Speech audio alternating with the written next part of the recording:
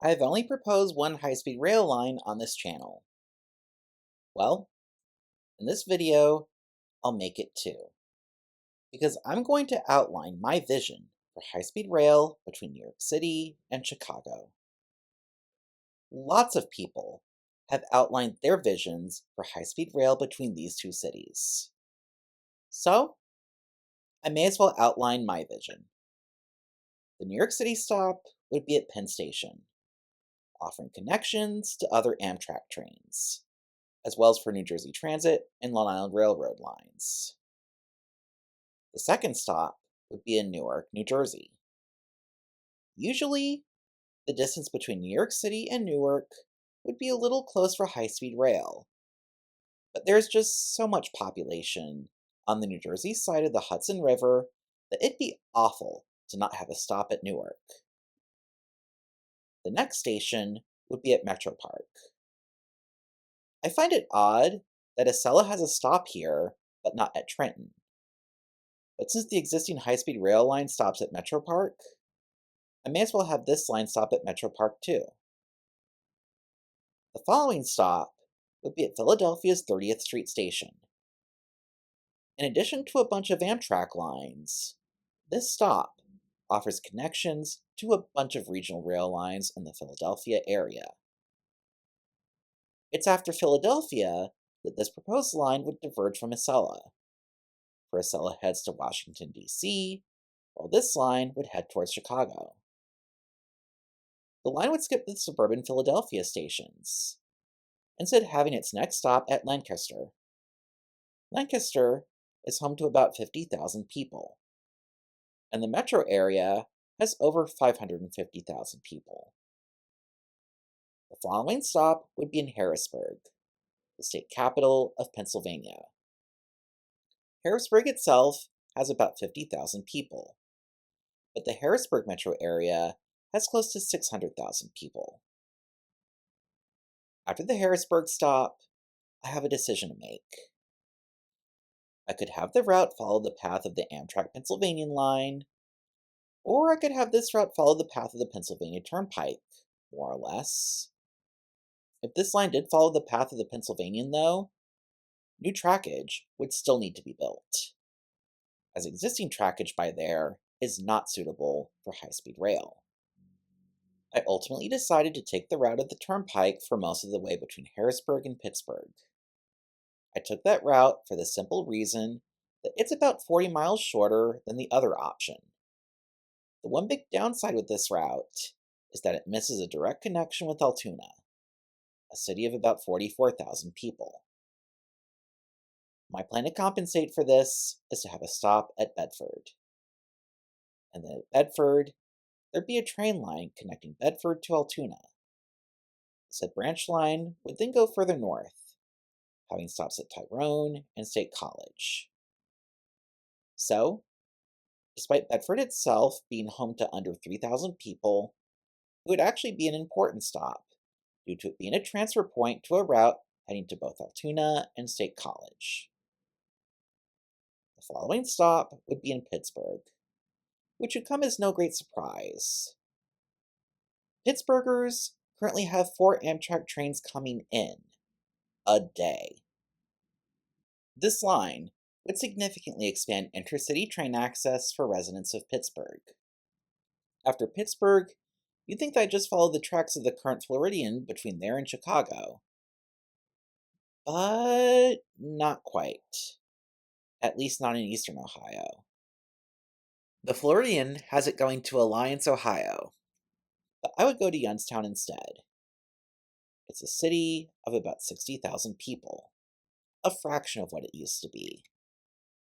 But it's still a large enough place that I view it as worth serving with high-speed rail. As the train line gets to Cleveland, it then joins the path of the Lakeshore Limited. And yes, the train would stop at Cleveland, and stop there at a reasonable hour more often than not. Something that can't be said for the 4 daily trains that currently go through that city. Cleveland Rail advocates, you deserve better than what you're currently getting from Amtrak. The following stop would be in Toledo. This is a sizable city in its own right, being home to about 270,000 people. But, given its proximity to Detroit, I see the high speed line connecting to direct service between Toledo and Detroit in an ideal world. The connection to Detroit would make a Toledo stop even more important. Following Toledo would be a stop in South Bend, Indiana. There are just over 100,000 people who live in South Bend. South Bend is where a certain Mayor Pete made a name for himself. Man, I wish you were still our transportation secretary. Anyway, I should refocus on my proposed line, which then ultimately gets to the western terminus of Chicago. So there we have it, a proposed high-speed rail line between New York and Chicago. Now I'll discuss my thoughts on the line. In terms of the technical aspects of such a line, the most difficult and most expensive part would probably be building this line between Harrisburg and Pittsburgh, due to the Appalachian Mountains. High-speed trains do not like steep grades that come with mountains, and the only way to avoid this will probably be to have tunnels, much like the Pennsylvania Turnpike has tunnels cutting through mountains. Aside from that, I think that this line would be technically feasible. But if there are any engineer types listening to this video who disagree with me, please let me know in the comment section below. The other big question is distance. Namely, the question of whether this is too long for a high-speed rail line. While it is longer than most high-speed rail lines around the world, I don't think the line I'm proposing here is too long. Why am I saying this? Because the longest high-speed rail line in the world is nearly 1,400 miles. And New York to Chicago is much shorter than 1,400 miles. That fact helped convince me that New York City to Chicago is definitely doable in theory. And in practice, from a demand standpoint, the number of people who take this train would be significant.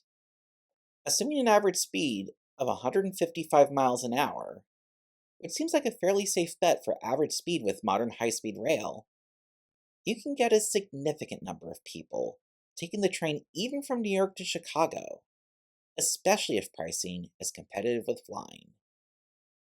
Here's why. New York to Chicago would take about 5.5 hours at that speed. For comparison, a flight between New York and Chicago would take 2.75 to 3 hours. And then once you add in baggage claim and coming to the airport 2 hours ahead of time, the plane would likely be close to even with the train, perhaps slightly faster than the train. But if the train has pricing competitive with the plane and offers a more comfortable and less stressful passenger experience in the plane, I could see a large portion of current New York to Chicago flyers opt to take the train rather than the plane. Considering how many people fly between New York and Chicago each year, I guesstimated that if even 30% of flyers heading from Chicago to either Newark International Airport or LaGuardia Airport in New York took rail instead, it would be enough to fill up about 7.5 Acela trains every single day. There would be all sorts of other connections between major cities where rail could be faster than flying. For example, New York to Cleveland, a flight route that carries hundreds of thousands of passengers a year. Pittsburgh to Chicago, a flight route that carries hundreds of thousands of passengers a year. And New York to Pittsburgh, a flight route which, you guessed it, carries hundreds of thousands of passengers a year. So, would there be high demand for a New York to Chicago high-speed rail line? Yes, there would.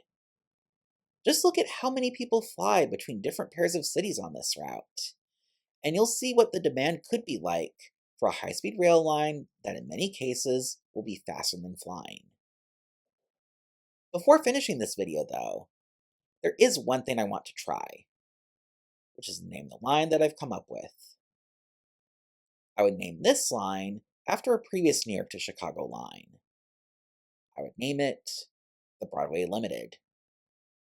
Technically, this proposed route doesn't take the same path as the old Broadway Limited service between New York and Chicago, but it goes in a direction similar enough to the old Broadway Limited that I'm naming this after the former line. If you have any thoughts on this proposed high speed rail line, I'd like to hear them in the comment section below. Make sure to do the other things so that more people can see my video thanks to the good old YouTube algorithm. Thank you, and have a good day.